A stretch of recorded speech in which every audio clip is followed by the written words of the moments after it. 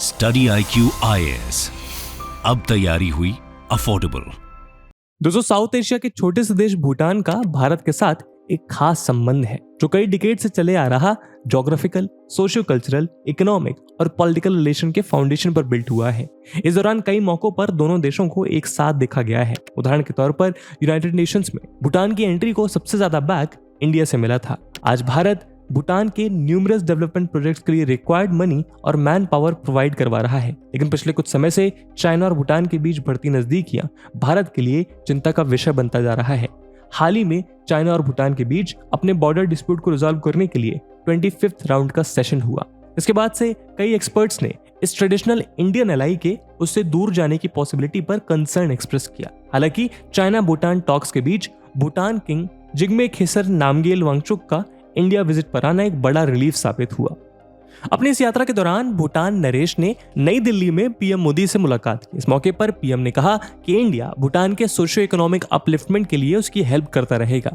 वैसे तो इस मीटिंग में इंडिया और भूटान के बीच trade, technology, cross border connectivity, mutual investment, education और पीपल टू पीपल कॉन्टैक्ट्स पर बायलैटरल कोऑपरेशन एक्सपैंड करने से जुड़े 9 पॉइंट्स पर विचार हुआ। लेकिन 6 नवंबर को हुई इस मीटिंग में इंडिया और भूटान के बीच क्रॉस बॉर्डर कनेक्टिविटी पर स्पेशल फोकस रहा, जहां दोनों देशों के बीच first cross border rail link के फाइनल लोकेशन सर्वे पर सहमति देखी गई। यानी अब इंडिया और भूटान के बीच रेल सर्विस एस्टैब्लिशमेंट का रास्ता साफ हो गया है, जिससे कि आने वाले समय में दोनों देशों के बीच बाई ट्रेन जर्नी पॉसिबल हो सकेगी।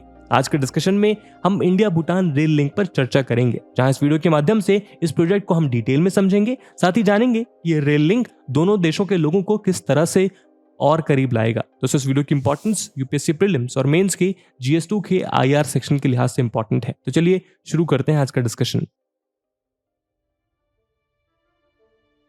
दोस्तों, 1960s तक भूटान जाना काफी मुश्किल काम था।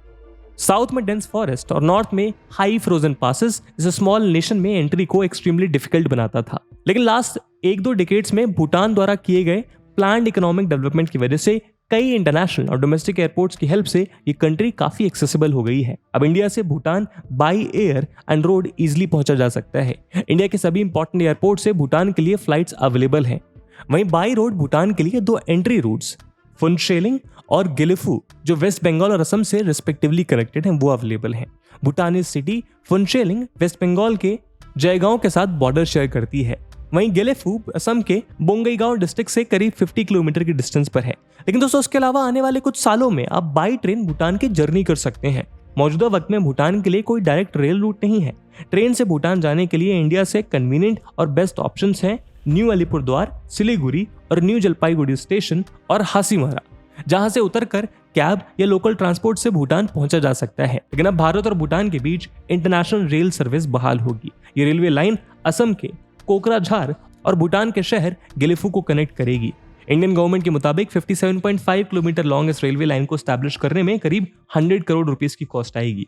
उम्मीद है कि ये प्रोजेक्ट 2026 तक कंप्लीट हो जाएगा।